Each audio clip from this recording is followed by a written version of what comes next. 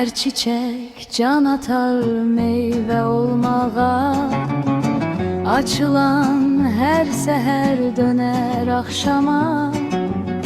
Yok bu yeryüzünde ebedi heç ne varsa hemişe özüne dönüp değişer.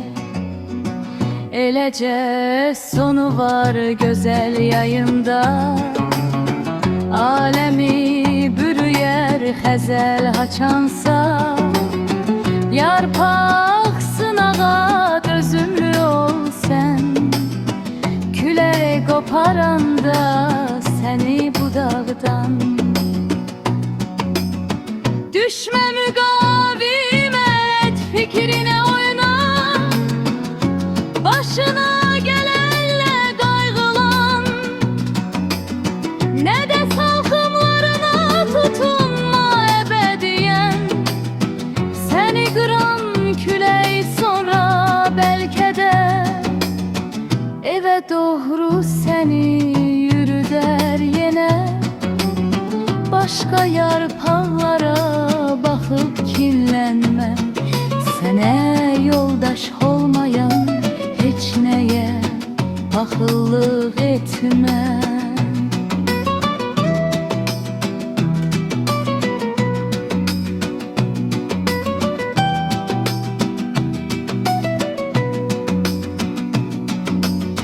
Her çiçek can atar meyve olmağa, açılan her seher döner akşama.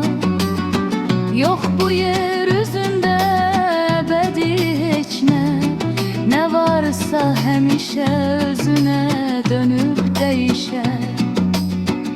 Eləcə sonu var güzel yayında, alemi bürüyer xəzəl haçansa. Yarpaq sevada dözümlü ol sen, külək qoparanda səni budaqdan. Düşmə müqavimət fikrine oyna, başına gelenle kaygılan. Ne de salkımlarına tutunma ebediyen. Seni kıran külək sonra belki de eve